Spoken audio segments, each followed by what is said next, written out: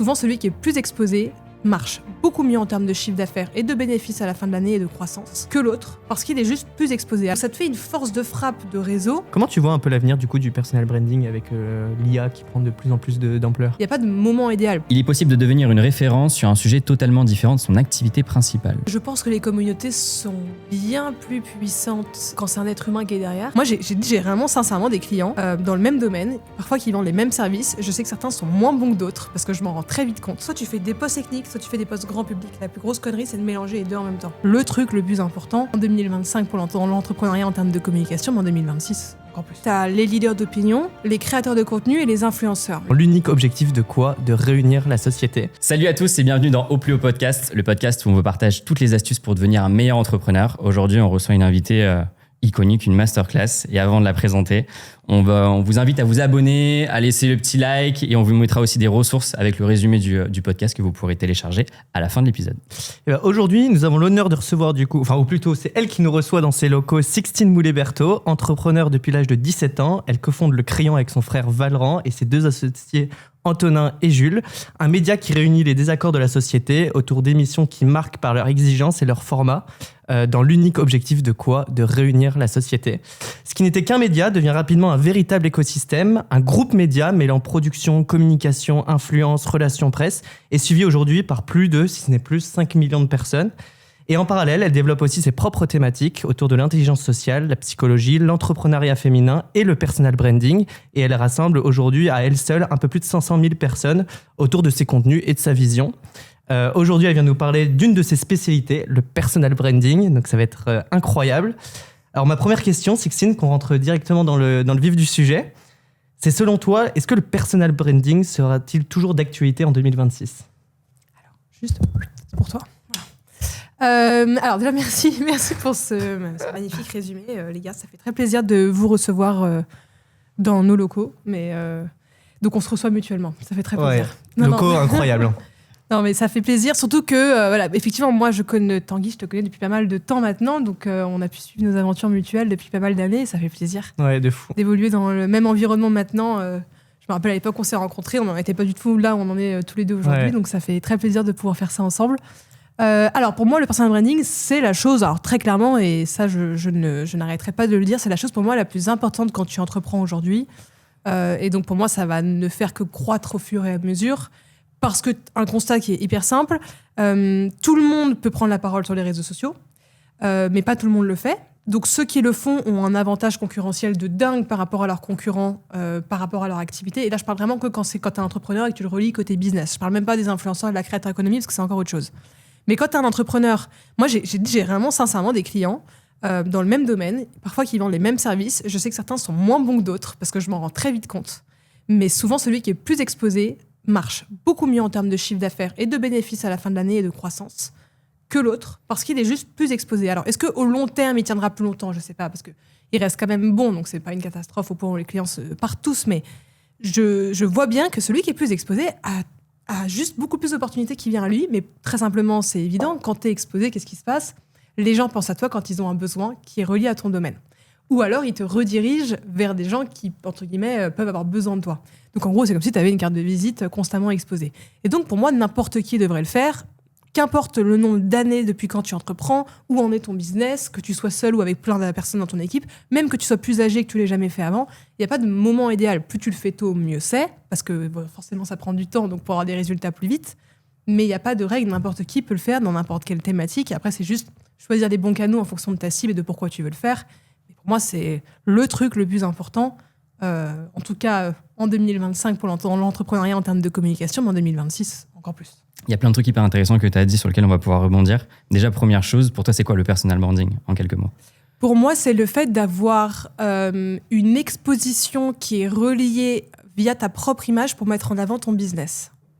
En gros, c'est un peu une marque personnelle où en fait, tu développes ta propre marque. Donc en fait, au lieu que ça soit un nom d'entreprise, c'est ton nom à toi qui est exposé avec ton visage, sauf que tu mets en avant des choses qui évidemment servent ce que tu vends à la fin et ce que tu apportes à tes clients.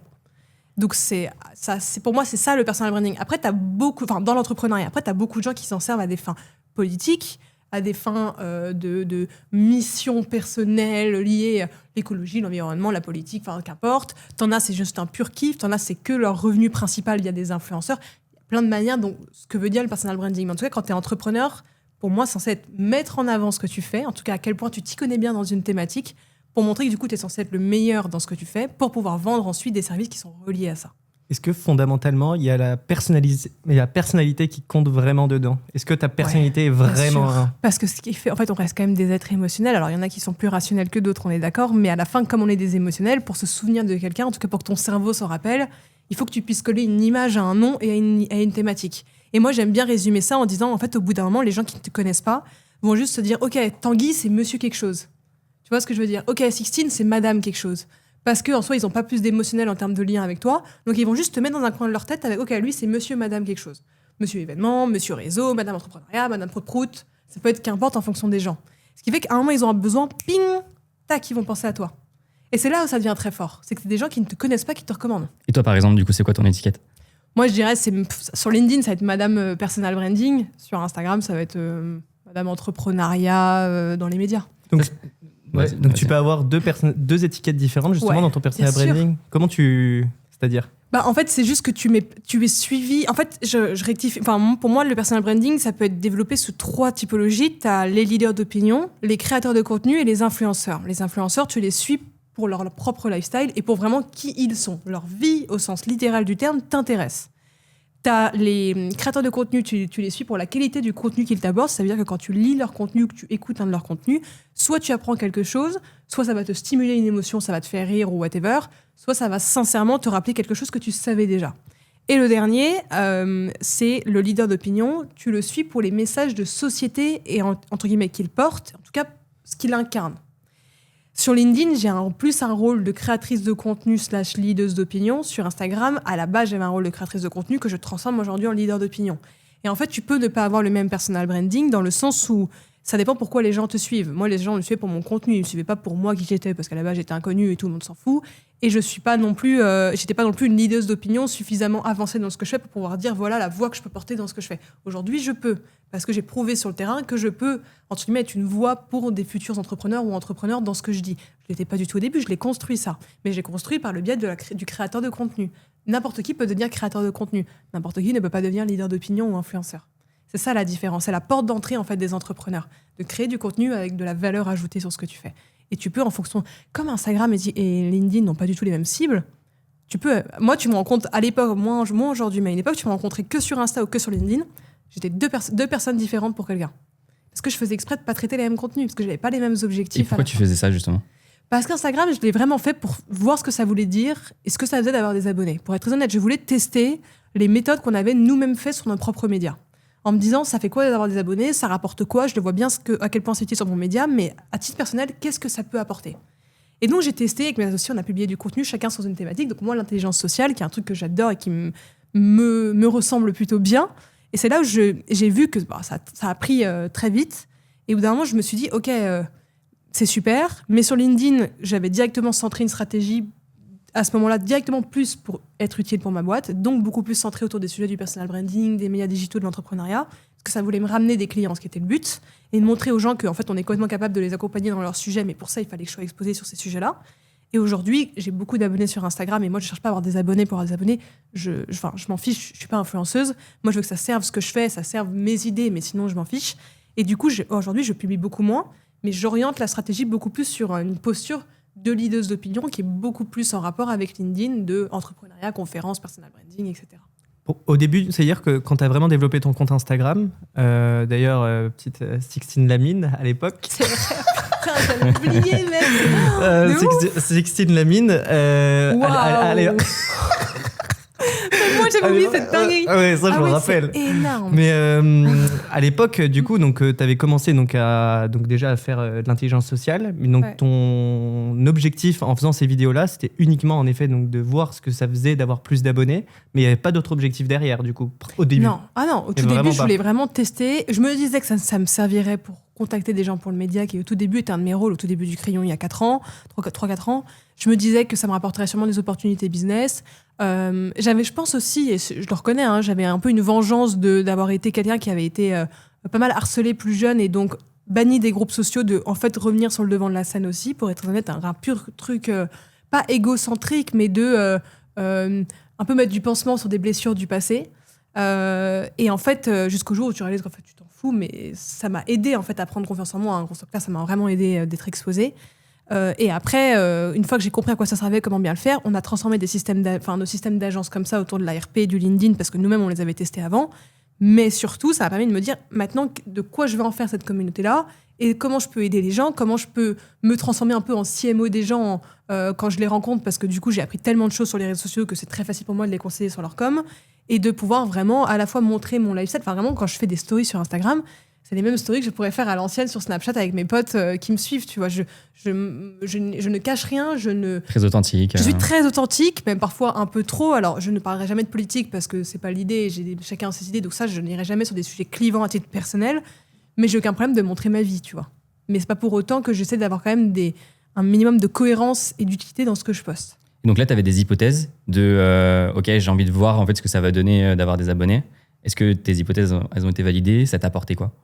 Ça m'a apporté encore plus de choses que ce que je pensais. Ça a cassé l'idéalisation de au début, moi, quand j'avais pas d'abonnés, je voyais quelqu'un qui avait 50, 100 000 abonnés, je trouvais ça mais trop stylé, au point d'être mal à l'aise si je rencontrais quelqu'un qui avait autant d'abonnés. Aujourd'hui, j'en ai genre quoi, 240, 250. J'oublie que j'en ai autant. Et donc, je me rappelle quand les gens sont en face de moi et se comportent comme moi je me comportais dans le rôle inverse quand j'étais plus jeune, je me dis, c'est vrai que c'est quand même très puissant et il faut s'en servir. Et en fait, il faut s'en servir parce que tu as juste tous tes futurs clients, tous tes futurs partenaires, toutes les opportunités du monde, tes futurs amis, amours, ce que tu veux, qui en fait te suivent peut-être déjà. Donc ça te fait une force de frappe de réseau que tu as déjà en fait construite. C'est juste que c'est via le digital. Mais en fait, ce réseau, il est quand même là parce que c'est des gens qui te suivent. Donc ils vont voir les messages passer au bout d'un moment. Pas tous les gens qui te suivent vont 100% voir tous les contenus que tu postes, mais ils te suivent, donc ils vont quand même toujours à un moment tomber sur un truc. Et nous, ça nous a apporté on s'est retrouvé à un carrefour autant de la créateur économie que des politiques, que des journalistes, que des entrepreneurs. Donc en fait, pour le groupe qu'on développe, ça a été hyper utile parce qu'en fait, on est devenu un point central d'énormément d'opportunités, d'écosystèmes différents, ce qui permet de mieux réunir et mélanger tout ça.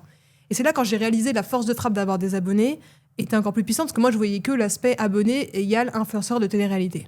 Moi, je m'étais fait parce que pour moi, les gens qui avaient des abonnés, c'était, à part quand t'es joueur de foot pro ou whatever, c'était via la télé-réalité. Donc je m'étais dit, ok, super, je vais me faire reconnaître dans la rue.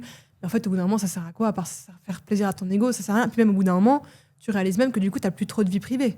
Parce qu'on peut déformer des choses très facilement, on peut t'inventer une vie. Enfin, moi, j'ai vu beaucoup d'amis, on leur a inventé des relations de couple. Moi, même à un moment, on a failli m'inventer des relations de couple dans certains réseaux que j'entendais.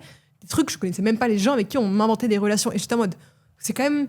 Ça, c'est le truc un peu relou, parce que t'es exposé. Donc après, c'est un truc relou, mais ça t'apporte tellement d'opportunités. Et surtout, il y a un point hyper important que les gens oublient, mais je crois que j'en avais déjà parlé à l'époque, Tanguy, c'était... quand t'es exposé, t'as pas le choix de devoir constamment apprendre énormément de choses sur les sujets que tu traites pour avoir tout simplement du contenu intéressant à dévoiler aux gens qui te suivent. Donc tu n'as pas le choix de devenir une éponge à contenu et donc d'avoir constamment toi-même ta propre exigence personnelle de devoir sincèrement apprendre des choses et donc de step up non-stop et d'avoir une courbe d'apprentissage qui doit être énorme et même encore plus importante parce que tu as ce devoir-là envers les gens qui te suivent. Est-ce que c'est pour ça que tu avais fait ta pause de podcast? Je crois que tu avais fait un post LinkedIn sur ça. Oui.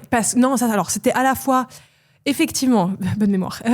J'avais le côté... je trouvais que j'ai répété trop souvent tout le temps les mêmes choses et qu'au bout d'un moment, je me disais, ça ne sert plus à rien. En fait, autant pour les gens qui m'interviewent que pour moi qui l'ai fait. Voulu faire un focus, de me recentrer en voyant moins de gens, en faisant moins de choses pour être beaucoup plus centré sur le travail parce qu'on est en pleine année de structuration et donc ça demande beaucoup d'efforts en interne. D'embaucher, de former les gens, de régler des problèmes, des quiproquos, de la communication. Et en fait, on se rend pas compte de la charge de travail que ça prend quand tu commences à avoir une sacrée grosse équipe. Et puis, j'étais crevée aussi. Pour être honnête, j'étais très fatiguée et j'ai même beaucoup moins ça qu'avant. Parce qu'au bout d'un moment, moi, je devenais à un moment un truc où je me renfermais beaucoup et je le fais de plus en plus et j'en ai conscience où je vois de moins en moins de gens parce que je m'ennuie de plus en plus avec les gens, que ça me prend de plus en plus d'énergie. Et donc, je me retrouve à avoir très, très peu de temps pour moi. Et donc, je me disais, ces temps-là où je vois des gens, je fais des podcasts ou autres, j'essaie de le mettre dans le sport, où j'ai fait énormément de boxe à fond, de le mettre sur des temps perso, parce que c'est pas à vous que Match j'apprends bientôt, là, en plus. un match ce vendredi, effectivement. Mais donc, c'est pas à vous que j'apprends l'importance de la santé mentale, mais du coup, ce truc, de bout d'un moment, je devenais moins productive, plus irritante et moins douée, parce que t'as beau adorer ce que tu fais, j'avais juste plus de charge mentale de disponible, en fait. Okay. Alors que de base, t'es un peu plus extraverti ou introverti? De base, je suis complètement extravertie, mais je deviens un peu introvertie, j'avoue. Et principalement, c'est où que tu cherches, toi, tes sujets liés, par exemple, à l'intelligence sociale, ou même, d'ailleurs, les faits de société que tu partages aussi Énormément de discussions avec d'autres entrepreneurs. En tout cas, pour les sujets de société, tu vois, avec des Kelly Massol, Jonathan Guéloff, enfin, des entrepreneurs que j'apprécie beaucoup, qui sont soit clients, soit juste potes dans la vie de tous les jours, avec qui j'aime bien échanger, comme certains qui sont pas du tout connus, mais qui ont des réussites de dingue. Et j'aime bien m'entourer de gens comme ça, qui ont bien mieux réussi que moi à l'heure actuelle, pour pouvoir, moi, m'apprendre des choses. Et là, ça me permet de comprendre des faits de société, de réaliser que je suis pas seule à penser ça. Donc, c'est assez agréable.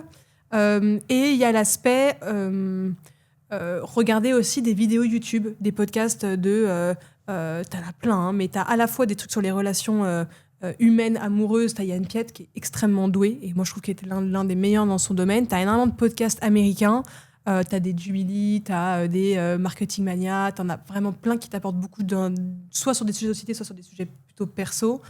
Et après il y a quelques livres, alors j'aime pas lire, mais j'aime bien lire certains chapitres de livres, typiquement Le désir, une philosophie de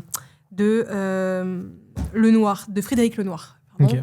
C'est un livre hyper intéressant sur la compréhension des êtres humains, de soi-même, du désir, etc. Et donc, ça se lit en chapitres, pas besoin de lire tous les chapitres, chaque chapitre a un truc, mais j'aime bien t'entendre faire des trucs comme ça. En fait, il y a du contenu hyper intéressant, disponible partout, c'est juste, j'aime bien le prendre, moi l'analyser et me dire, ok, qu'est-ce que j'en pense, est-ce que je suis complètement d'accord, est-ce que je trouve que c'est une bêtise, est-ce que c'est pas assez développé, est-ce que c'est trop développé ou whatever. Et après, me dire le réutiliser. Mais très souvent, mes contenus à la base venaient beaucoup d'expériences perso et de discussions avec vraiment des gens autour de moi, et de réaliser qu'on était quand même beaucoup à penser la même chose sur un sujet. Je me disais, ok, bah, autant faire un sujet sur les réseaux sociaux, parce que du coup, beaucoup de gens le pensent aussi. Et pas besoin d'être plus compliqué que ça, en fait. Mais ce qui est très compliqué, je trouve, c'est quand tu as un sujet, par exemple, qui en effet peut être très sympa à partager, comment tu le réappropries à toi pour qu'il y ait un lien quand même avec, notamment, par exemple, ton business, tu vois. Comment, à quel point tu arrives à le faire communiquer en lien avec du coup, ton business et du coup l'idée que tu as eue, que tu as vue ou que tu as découvert juste auparavant. C'est de se dire, est-ce que, typiquement, tu vois, mes sujets d'intelligence sociale, ça n'avait aucun rapport avec ce que je fais au quotidien en termes de business. Donc, c'est pour ça que c'est très bien en termes de plaisir, mais pas plus que ça en termes d'utilité business. Par contre, sur LinkedIn, c'est de se dire, quand tu te renseignes sur un sujet qui est intéressant, qui concerne ta thématique et qui devrait concerner ta communauté, comment tu l'expliques de manière résumée, avec une idée intéressante pour que les gens retiennent un truc fondamental dans ton post. Et c'est parce que les gens vont lire tes posts, soit ils le savaient déjà, tant mieux, soit ils le savaient pas et ils l'apprennent, qu'au fur et à mesure, ils vont vouloir te suivre parce qu'ils sont intéressés par ça, et donc au bout d'un moment, passer à l'action de devenir client parce qu'ils ont compris que tu t'y connaissais vraiment bien dans le sujet.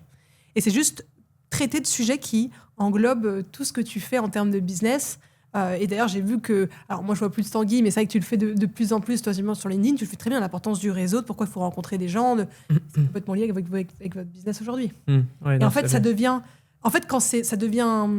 Si c'est évident et pas compliqué à faire d'écrire des posts LinkedIn et de raconter autour de ton business, c'est que tu as trouvé le bon business en adéquation avec ta bonne manière de faire. Et ça peut prendre du temps à trouver. Et à un moment, vous avez testé d'autres choses, qui est normal. À mon avis, je pense que c'est plus facile pour toi, typiquement aujourd'hui, d'écrire des sujets autour des événements que vous créez, des connexions du réseau, qu'avant, quand vous parliez plus de santé mentale ou autre. C'est pour ça qu'on a pivoté aussi sur tous ces différents sujets pour que ça arrive à la fois à Tanguy et à la fois à moi, et que ça soit aussi que ça apporte aussi de la valeur bien sûr. À l'écosystème. C'est sûr que c'est un sujet qui est facile pour moi, notamment sur un format style LinkedIn, parce que c'est du texte écrit, donc on peut, je trouve, plus l'amener d'une certaine manière. Ce serait quoi un peu justement tes conseils pour développer justement un personal branding lié notamment, tu vois, à une communauté comme Oplio Family? Pour moi, c'est assez facile. C'est que tu enregistres, enfin tu filmes tous vos événements, en tout cas tous les passages des conférences des gens. Tu découpes des extraits des conférences des gens. Et puis quand quelqu'un parle une demi-heure, tu peux déjà au minimum avoir 5 réels hyper intéressants sur la personne en une demi-heure. Mais minimum. Okay. Et donc ça peut déjà te faire le contenu de tourner vers les autres. En soi, tu dois avoir un personal branding qui est tourné vers les autres. Tu dois avoir un personal branding de leader de communauté dans notre langage théorique LinkedIn. Parce que c'est en mettant en avant les autres que ça va encore plus donner envie de rejoindre l'écosystème dans lequel vous êtes, parce que du coup, on va voir à quel point c'est pertinent vos événements par la pertinence des propos qui sont dits dedans, de la qualité des speakers et du fait que ça se voit que c'est des thématiques différentes ou non en fonction de vos événements. Ça va donner encore plus envie aux gens de venir aux prochains événements. Et en plus, ça met en avant les autres, donc ça te met toi comme un point central et hyper utile dans l'écosystème dans lequel tu es. Et après, tu peux avoir du contenu de toi, soit extrait de vos podcasts aussi, de soit toi qui a... Et tu peux faire, toi, juste une fois par semaine, soit un truc psychologique lié autour de l'importance d'avoir du réseau, d'être entouré de gens. La moyenne des 5 personnes qu'on fréquente le plus, c'est une vidéo que j'avais faite mais qui avait explosé, c'est un sujet que tu aurais complètement pu faire aujourd'hui. De comment, quand tu as un événement, comment tu dis bonjour à quelqu'un. J'avais fait ce sujet-là aussi en mode salut, on n'a pas été présenté, moi c'est Sixtine et toi. Pareil, c'est un tips que tu peux donner, la vidéo elle aurait explosé aussi aujourd'hui. En fait, des tips de sociabilité reliés aux événements, au réseau, etc. Et ça, il y en a plein. Surtout que quand j'y pense, il y a quand même beaucoup de gens, notamment des participants d'Opluo Family, qui m'ont déjà posé des questions comme ça, quand tu rencontres des personnes, etc. Donc c'est vrai qu'il y a des sujets, il y a pas mal de sujets à creuser. Après, il faut que tu deviennes le meilleur ami des gens, en fait. Oui, puis c'est ta zone de génie aussi. T'es comme ça. Peut-être trop facile pour moi. Mais non, mais c'est trop facile pour toi par rapport à d'autres personnes. Je rigole. Vu que t'es comme ça. Oui, non, bien sûr. Non, c'est sûr. Et on va faire le petit jeu. Ah oui, j'avoue. On a un petit jeu, ma Sox. Sur le personal branding, c'est un vrai faux. On va te poser des questions et tu réponds par vrai. C'est bien ça, j'adore. Ou par faux. Petit jeu. Let's go. Tu commences ? Allez. Il est possible de devenir une référence sur un sujet totalement différent de son activité principale. Oui. Il est trop tard pour créer une marque personnelle car tout existe déjà. Faux. L'humain reste la seule vraie différence dans un monde saturé de contenu. Vrai. Il est possible de construire une marque personnelle très forte sans jamais rencontrer son audience. Vrai. Le networking physique n'a plus d'importance en 2026. Faux. Ça dépend pourquoi, mais faux. Les événements physiques sont devenus le nouveau levier premium du personal branding. Nouveau, non, ça a toujours été. Donc vrai, mais ça a toujours été pour moi. La vidéo est aujourd'hui le format le plus puissant pour construire une marque personnelle. Faux. Sur LinkedIn, c'est pas le cas, par exemple. L'IA va remplacer le personal branding. Faux. Ça va rendre plus grand public le personal branding. Et en 2026, les créateurs qui utiliseront l'IA auront un avantage clair sur les autres. Ah bah c'est loin, bien sûr.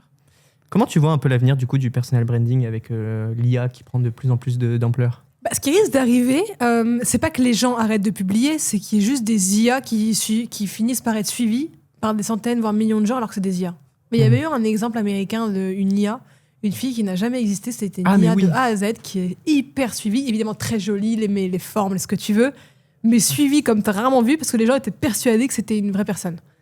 Et moi, à un moment, j'avais un de mes amis qui s'appelle Maxime Blondel, qui a fondé un truc qui s'appelle The Quest. On l'a vu à The Unicorn, on y était à... Voilà. Lui, je l'adore. Et lui, il me racontait une époque, il me disait une idée de business qu'on devrait trop faire. Il me disait ça pour nous. Il me disait, vous devriez trop, pour les entrepreneurs qui veulent pas se mettre en avant, mais qui ont compris qu'il fallait développer leur personal branding, mais qui vraiment détestent ça, tu leur crées un avatar. C'est l'avatar qui est exposé pour eux. Et moi, je lui avais dit, oui, dans l'idée, mais en fait, non, parce que ça reste quand même des relations humaines où les gens ont besoin de s'attacher à quelqu'un. En tout cas, surtout sur LinkedIn, beaucoup plus vrai que sur LinkedIn que sur Instagram, par exemple. Parce que t'es une fille qui est bonne et belle, t'as pas besoin d'émotionnel, qu'on soit clair. Mais t'as compris l'idée. Ouais. Et je lui avais dit, il m'avait dit, ça c'est un truc qui cartonnerait, etc. Et finalement, ça a fini par arriver quelques mois après. Donc, tu vois, il avait été assez visionnaire sur ça.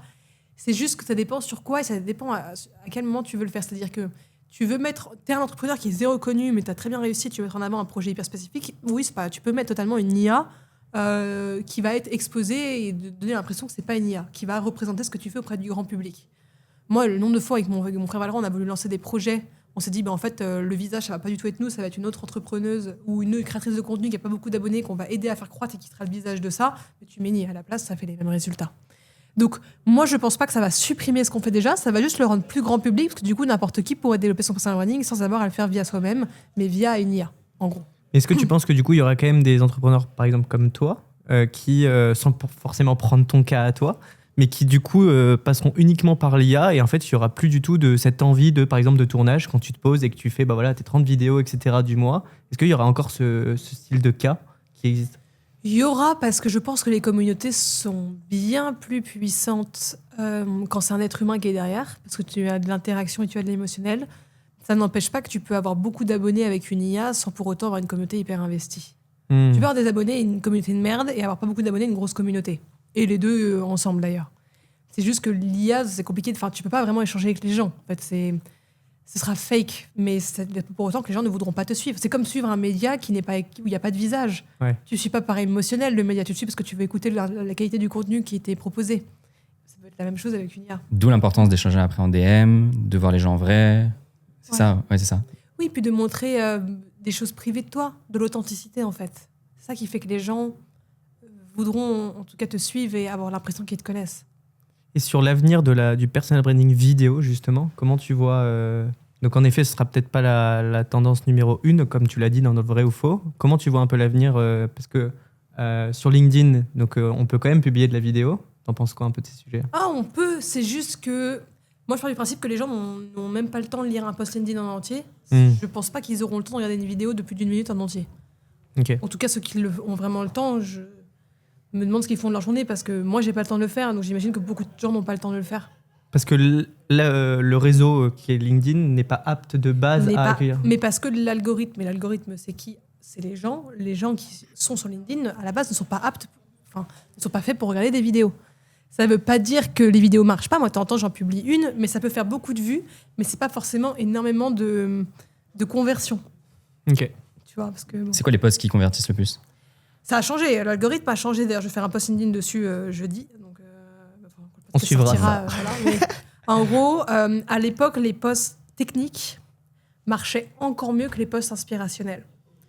Parce que c'était la valeur ajoutée et la qualité du contenu qui primait au-dessus de tout. Aujourd'hui, tu fais un post technique, il va pas marcher en termes de stats. Après, ça dépend ce que ça veut dire marcher pour toi. Parce que tu peux faire 100 000 vues, avoir 0 lead, mais si tu avais un objectif de lead, bah, ça a foiré ton objectif. Ouais, la question, c'était plus sur la partie conversion en termes de lead. Bah, si tu as une conversion, aujourd'hui, ça reste quand même les posts techniques qui te apportent le plus de conversion. C'est juste qu'ils font moins de vues. Après, ils font des vues beaucoup plus qualitatives parce que seuls les gens intéressés par le sujet vont interagir avec toi. Enfin, vont regarder le post et peut-être commenter. Donc, il faut aller chercher quand même un mix entre les deux. Soit tu fais des posts techniques, soit tu fais des posts grand public. La plus grosse connerie, c'est de mélanger les deux en même temps. Ok. Parce que du coup, ça fait ni vraiment l'un, ni vraiment l'autre. Donc, c'est contre-productif. Faut pas essayer d'aller chercher des gens avec ce qu'on appelle le tofu et puis Tofu, après... bofu. Ouais, c'est ça, non. En fait, ça a changé cette règle. Elle a vraiment changé. Mais je vais te prendre un parallèle hyper évident qui va vous parler à tous les deux. La séduction. La séduction, soit tu es à fond obvious en train de montrer à la personne qu'elle te plaît vraiment, mais tu vas à 300 à l'heure, c'est-à-dire que vraiment tu la courtises ou tu le comment dire. J'allais dire, je sais pas si on dit un mec qu'on le courtise, mais t'as compris. Ouais. Soit tu donnes l'impression que t'en as sincèrement rien à foutre. Le juste milieu de faire genre que tu lui montres pas, mais en fait elle se rend compte, c'est contre-productif parce que tu vas ni être à fond dans le côté j'essaie de la draguer, ni être à fond dans le côté je m'en fous. Donc la personne va t'avoir cramé sans pour autant que tu donnes suffisamment d'efforts pour l'avoir.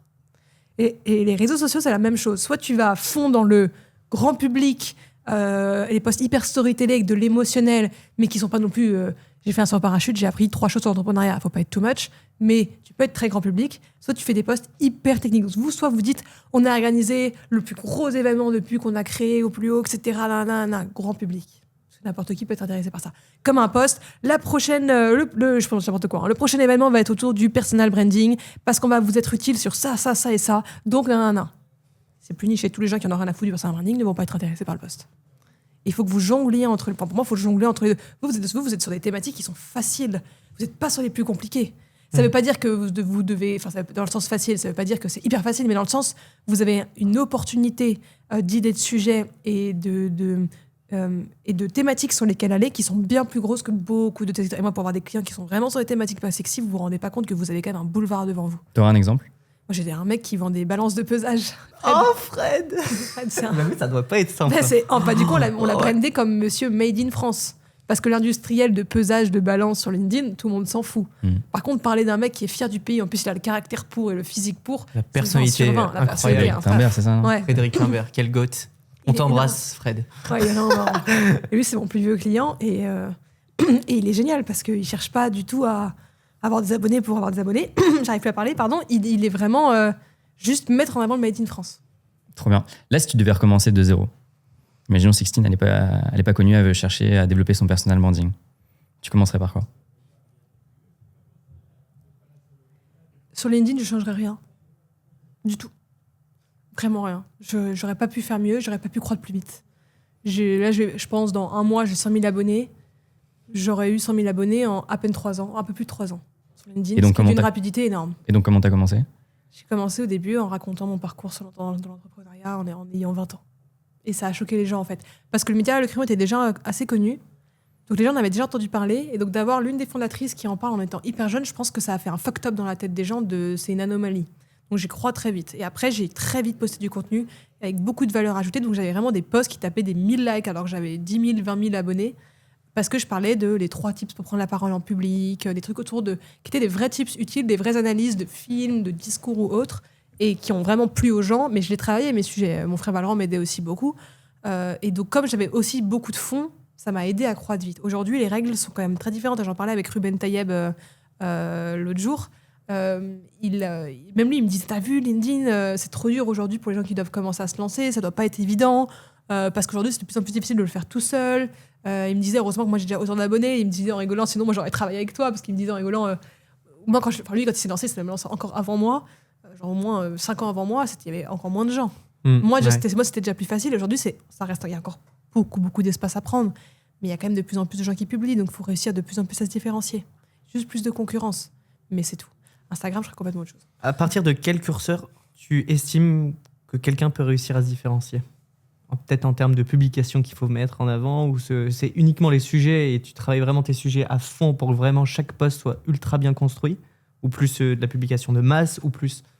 En fait, ça dépend dans la niche dans laquelle tu es. S'il y a déjà énormément de gens dans ta niche, il faut que tu trouves un angle où tu es suffisamment atypique pour que les gens te remarquent. Soit c'est sur une question de format. Ton format est hyper différent, et pourtant le fond ne l'est pas, mais le format est très différent. Soit c'est dans le format n'est pas différent, mais le fond, tu dois être clivant. Nous, on appelle ça les personnalités grande gueule. T'as pas le choix de devoir taper sur des sujets pour, entre guillemets, faire exister ta propre idée. Mais du coup, c'est des posts qui marchent très bien. C'est généralement des avis tranchés. La majorité des gens ne vont pas être d'accord avec toi. Ou à l'inverse, 95% des gens vont être d'accord avec toi, mais ça te laisse l'opportunité de taper sur un faux sujet. Juste pour revenir à ton personal branding de zéro, tu disais Instagram, tu recommencerais pas de cette manière. Je ferais pas ça aujourd'hui. Qu'est-ce que tu ferais ? Je parlerais directement d'entrepreneuriat, de personal branding. En fait, j'aurais le même personal branding, mais sur Instagram. J'aurais sûrement beaucoup moins d'abonnés, parce que c'est moins grand public, mais je pense que ça me servirait peut-être encore plus que ça ne me sert aujourd'hui. Aujourd'hui, ça te sert principalement du coup à... Alors, je sais qu'on t'a posé un peu cette question au début, mais c'est quoi les opportunités qui t'arrivent grâce uniquement à Instagram ? Si j'enlève les opportunités de business à titre personnel, de conférences, de partenariat et pour mon entreprise, ça m'apporte... je suis à une personne de n'importe qui. J'ai des gens dont je n'aurais jamais pensé pouvoir les atteindre qui me suivent et inversement. Donc en fait, je suis virtuellement, mais t'as compris. Donc le niveau réseau et proximité, tu peux pas faire mieux. Attirer des talents aussi, c'est-à-dire que nous, on est quand même une boîte qui est en hyper-croissance, on est aussi une boîte exposée, mais ça veut aussi dire pouvoir attirer des gens très bons qui viennent bosser chez nous. Et c'est important pour moi, ça aussi. Et après, le pur aspect facilité, si tu veux contacter quelqu'un, vraiment de réseau, pour contacter quelqu'un pour le média, mais je dirais aussi le plus gros, c'est quand même la crédibilité. Aujourd'hui, la tête des gens, c'est parce que tu as des abonnés que tu es perçu comme quelqu'un de très doué. Souvent, c'est pas forcément le cas, mais très souvent, ça l'est. Et du coup, les gens, d'un coup, te sous-estiment pas et te prennent pas pour de la merde. Et c'est fou, le rapport de... Quand tu as des abonnés, les gens ont une manière d'être avec toi qui est tellement différente. À ton avantage, hein, mais parfois, il y a des situations où ça te met même un peu mal à l'aise, donc c'est parce que tu ressens le truc. Comme quoi, par exemple ? Où tu as des gens qui vont trop te lécher les bottes. Trop être gentil. Et c'est adorable, mais tu sens que c'est plus de l'admiration qu'autre chose, mais mal placé, parce que souvent, ils seraient même incapables d'expliquer vraiment ce que tu fais, juste ils ont vu que tu avais des abonnés ou autre. C'est malsain un peu. Et du coup, c'est malsain, mais du coup, ça te met même dans une posture où tu n'es pas à l'aise. Mais ça veut quand même... Enfin, c'est le petit aspect négatif qui veut quand même dire que tu as juste plus d'opportunités. Tu deviens un aimant à opportunités quand tu es exposé. C'est tout. C'est ça la vraie utilité. C'est incroyable, ok. Trop bien. Et c'est quoi les choses qui t'agacent aujourd'hui sur le personal branding ? Sur ce que tu peux voir, ce qui peut être fait ? Beaucoup de gens se disent très vite experts de tout. Et le plus drôle, c'est qu'ils se rendent même pas compte que tout le monde se rend compte qu'ils racontent n'importe quoi. Ça, c'est marrant. Donc ça crée en fait... beaucoup de gens en abusent parce que du coup, ils veulent faire des vues pour faire des vues, ce qui du coup crée du contenu vraiment inintéressant, mais qui marche en termes de vues et de stats, alors qu'en fait tout le monde s'en fout, et qui du coup crée cette distance et peur des gens vis-à-vis du personal branding, en mode le mec il parle de son chat qui est décédé, qu'il a appris plein de choses, ou du collier de son chien qui est perdu, ou de son saut en parachute, qui est le cliché à chaque fois. En fait, moi, quand je pense personal branding, je pense à des gens qui apportent vraiment de la valeur ajoutée. Je pense pas à ces saltimbanques qui parlent de contenu, j'en ai plein en tête. Mais tu vois, et c'est bien qu'ils le fassent. Je suis pas sûre d'ailleurs que ça leur sert vraiment beaucoup à leur business. Mais du coup, ça renvoie aussi une mauvaise image de ce que c'est. Mais c'est normal, tu peux pas avoir que les avantages et pas avoir le revers de la médaille aussi. Ouais. Donc ça me dérange pas tant que ça. Moi, ça me fait plus marrer qu'autre chose. Je m'en fous. Mais du coup, parfois, ça m'énerve quand j'ai des clients ou des futurs clients qui me disent « Ouais, mais enfin, moi, je veux pas ressembler à ci ou à ça. » C'est pas du tout le projet. C'est juste que là, tu me cites les pires exemples possibles à citer, quoi. Et si tu devais, donc, comme, en reprenant un peu la question que Paul a posée, en reprenant un peu de zéro, alors sans prendre en compte que là, tu as tes équipes aussi qui t'aident beaucoup, mais comment tu organises un peu ton temps par rapport à si tu voulais développer ton personal branding et si tu voulais te développer aussi bien sur LinkedIn que sur Instagram, donc format vidéo et format du coup post-écrit. Comment tu t'organises un peu pour pouvoir faire tout ça? Je prendrais une journée par mois. Une journée seulement? Ouais. Ok. Une demi-journée où tu écris tous tes scripts, ou tes bullet points, ça dépend comment tu fonctionnes, où tu trouves tes idées de sujets si tu es vraiment capable de le faire en roue libre. Et une demi-journée où tu les tournes. Pour moi, aujourd'hui, en 2 heures, je peux tourner 20 contenus. Ok. C'est énorme. 20 contenus, tu as 1 mois de contenu sur Instagram. Quand je dis 20 contenus, c'est 20 vidéos. Donc si en 2 heures, tu peux le faire, ça te laisse, mettons, 4-5 heures de trouver toutes les idées de sujets. Après, tu peux aussi t'aider de ChatGPT. C'est-à-dire que moi, je suis pas du tout contre l'IA pour ça. Si tu as tellement bien entraîné ton ChatGPT d'exemples de 20-30 contenus que tu as fait qui ont vraiment marché, et t'expliques pourquoi ça a marché et qu'est-ce que ça veut dire marcher pour toi, et là où tu veux l'emmener, machin, après, il est capable de, en tout cas, peut-être pas d'avoir des scripts de dingue, il faut toujours retravailler les phrases d'accroche, il est jamais très bon, ni le storytelling qui est pas très naturel, mais le fond peut toujours être très utile, les idées peuvent être très utiles. Il faut s'aider de l'IA aussi sur ça, il faut juste bien l'entraîner. Là, tu parlais donc principalement de script pour tourner tes vidéos, et donc après, tu Parce que conseillerais... LinkedIn, pour moi, ça prend très peu de temps. Ouais, c'est-à-dire... Enfin, après, si je recommence aujourd'hui, moi, LinkedIn, écrire un post LinkedIn, ça me prend même pas 10-15 minutes. Donc forcément, je suis pas un bon exemple. Au tout début, ça me prenait 1 heure, 1 heure et demie. Mais pour moi, il faut écrire les 2-3 posts de la semaine dès le début de chaque semaine. Ça, faut pas avoir trop d'avance parce que pour moi, LinkedIn doit quand même être très orienté par rapport aux opportunités qui tombent d'une semaine à l'autre. Typiquement, là, tu vois, j'ai un truc demain soir avec Fred Mazella et tout, Station F. J'ai toujours pas écrit de post alors je sais qu'il faut que je le publie jeudi. Donc parfois, il y a des trucs qui vont être faits last minute où t'anticipes pas trop. D'autres fois, il faut anticiper, mais c'est vraiment plus pour Instagram, pour les vidéos que je dis ça. Donc il faut sur Instagram faire des contenus qu'on pourrait faire sans script. Ouais. Des choses où on se dit, on a juste une phrase et on peut dérouler. Ça dépend, chacun sa manière de faire. Il y en a, ça va être en une phrase, ils ont l'idée et après ils peuvent dérouler. Il y en a, ils ont juste besoin de bullet points et après ils peuvent dérouler en trouvant un exemple même dans leur tête. Il y en a, ils ont besoin d'un script entier. Moi, j'ai besoin de script entier pour mes trucs perso, alors que sur LinkedIn, juste un idée de sujet, je déroule toute seule. On a chacun sa manière de faire. C'est ton cerveau, comment tu l'as habitué. C'est intéressant. Moi, je suis totalement l'inverse. À l'écrit, j'ai besoin de tellement de temps, alors qu'à l'oral, j'ai juste un titre et après, je déroule. Tu penses que c'est lié à quoi, ça? À une habitude, à une peur de mal faire pour certaines personnes sur de la vidéo, sur du texte? Je pense que c'est meilleur de se rassurer. Moi, je le fais pour être sûr de pas trop parler. Parce que le danger dans une vidéo, c'est que si tu parles trop en 3 secondes, quelqu'un quitte ta vidéo et tu pèses en reach. Donc plus tu fais des contenus impactants où les gens restent jusqu'au bout, plus ça marche. Donc ça veut vraiment dire commencer direct avec une bonne phrase d'accroche, savoir l'arrêter au bon moment. Et le fait d'avoir un truc à peu près scripté, c'est que tu peux vraiment bien travailler le truc en amont. Donc il ne faut pas être trop perfectionniste parce que ça ne sert à rien. Mais c'est l'idée. Après, pour moi, chacun a sa manière de faire. Mais très souvent, c'est une peur. Moi, je sais que mon frère Valran, il n'a pas du tout besoin d'écrire quoi que ce soit. Alors, lui, il est en roue libre sur tous les sujets. Tu vois. En même temps, c'est un sacré orateur. Hein. Je Valran, pense c'est un sacré orateur. que ce soit en vidéo comme en conférence. Ouais, c'est sa zone de génie, ça. C'est ce que je dis souvent à Paul ou même à d'autres entrepreneurs quand on parle de Valran, etc. Et tout, on dit toujours, mais le mec peut aussi bien parler d'immobilier que de médias, que de machin. Enfin, il parle sur 1 milliard de sujets. Le mec est chaud. C'est fou. Ouais, non, ou alors, il pourrait dire n'importe quoi. Il est très cultivé aussi. Non, mais même, il pourrait dire n'importe quoi avec sa capacité d'orateur. Dans tous les cas, il est intéressant. Et ça, c'est une qualité, mais qui est exceptionnelle. Valran, il a toujours été. Ouais, je suis d'accord. Et aussi, donc, on a émis aussi l'idée de la fameuse actualité, notamment sur LinkedIn. Donc, comme quoi, tu vois, tu dois suivre l'actualité pour en effet peut-être possiblement écrire tes posts LinkedIn. Est-ce que selon toi, les actualités qu'il y a aujourd'hui, que ce soit pas forcément des actualités politiques, mais est-ce qu'elles peuvent s'ancrer pour écrire des posts sur différents secteurs? Bien sûr, au contraire.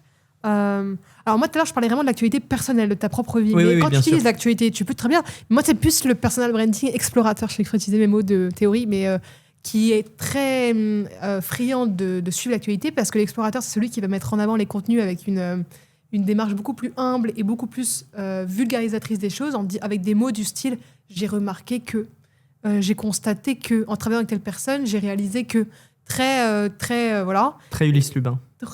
Ulysse Lubin, un personnage d'explorateur. Et du coup, tu peux dire, j'ai lu dans les médias que... nanana. Ou en mode, quel scandale en lisant cet article. Phrase d'accroche, tu vas à la ligne. J'ai lu la semaine dernière, hier, aujourd'hui, il y a 3 semaines dans tel article que nanana.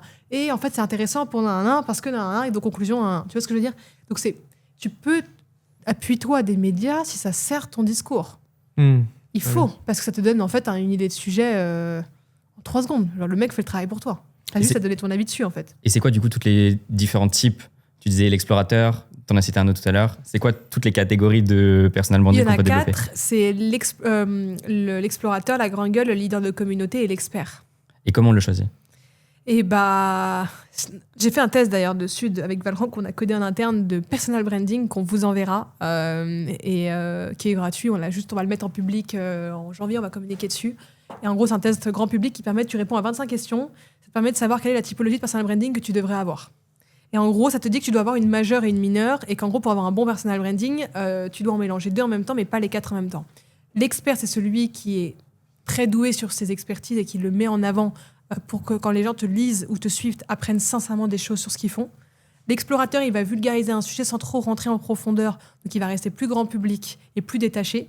Le leader de communauté, il va être très émotionnel et storytelling dans son approche, ça veut dire vraiment mettre en avant les autres, ses investisseurs, ses clients, ses copains, ses associés, whatever, et mettre en avant sa propre personne, le côté vraiment storytelling. Et la grande gueule, c'est celui qui va taper sur un sujet pour exister. Soit en étant 100% d'accord avec le sujet sur lequel il tape, soit en étant 100% pas d'accord. Ok. Et comment on fait, par exemple, quelqu'un, je sais pas... Ouais, dans 2 minutes. Petite question sur il y a un avocat, il arrête son taf du jour au lendemain, il devient boulanger. Comment il fait cette transition-là, sachant que ça fait 15 ans qu'il communique sur le fait qu'il est avocat? Déjà, il faudrait qu'il communique sur le fait qu'il change, mais qu'il fasse vraiment plusieurs posts pour expliquer son changement. Du coup, ça va amener petit à petit sa communauté à s'habituer à ce changement-là. Et après, ça va être... juste parler de son nouveau quotidien de boulanger, mais c'est juste embarquer les gens avec toi dans ton changement. C'est l'émotionnel. Trop bien. Trop bien. Petite dernière question. Tu disais au début comme quoi, en fait, quelqu'un qui est visible vs quelqu'un qui n'est pas visible, la personne qui est visible, on va se dire la personne elle est plus compétente. Et qu'est-ce qui fait qu'aujourd'hui, beaucoup de personnes sachant ça, ne créent pas de contenu et ne cherchent pas à développer leur personal branding? Et qu'est-ce que tu as à leur dire en fait à ces personnes-là? Il y en a beaucoup qui ne veulent pas faire parce qu'ils sous-estiment la puissance de ce que c'est. Parce que quand tu l'as jamais fait, tu ne te rends pas compte de ce que ça peut être. T'en as d'autres qui disent enfin qui y croient pas trop, qui disent oui, il doit faire plus que moi, mais en fait au long terme il fera pas plus que moi. En fait, il y a des gens qui veulent se rassurer dans leur propre truc. Et les derniers, c'est ceux qui n'aiment sincèrement pas ça. Donc comme ils n'en voient pas l'utilité et qu'ils n'aiment pas ça, ils le font pas. Ok. Alors que pour moi, tout le monde devrait le faire. C'est juste qu'en plus, quand tu le fais, il y a un décalage. Les premiers mois où tu commences à communiquer, moi j'avais toujours dit à Tanguy, tu verras, les résultats vont arriver en décalé, les opportunités vont arriver en décalé, ça va arriver en décalé. Et j'avais dit à Tanguy, juste tu lâches pas, tu continues. Parce que forcément, les premiers mois où tu publies, les gens ne vont pas commencer tout de suite à devenir clients, ne vont pas, tu vois, si t'es inconnu. Donc ça crée juste du décalage. C'est tout. C'est pour ça qu'il faut pas lâcher. La récurrence, c'est le plus important. Trop cool. Pour ce beau mot de la fin. Où est-ce qu'on peut te retrouver et qu'est-ce qu'on peut te souhaiter? Sur LinkedIn, Instagram, tous les réseaux, et me souhaiter de juste continuer, que ça continue comme ça. Et kiffer. Ouais. Trop bien. Vraiment. Incroyable. Merci Sixtine. Merci à vous les gars. Gros bisous Massox. Merci. Merci à vous.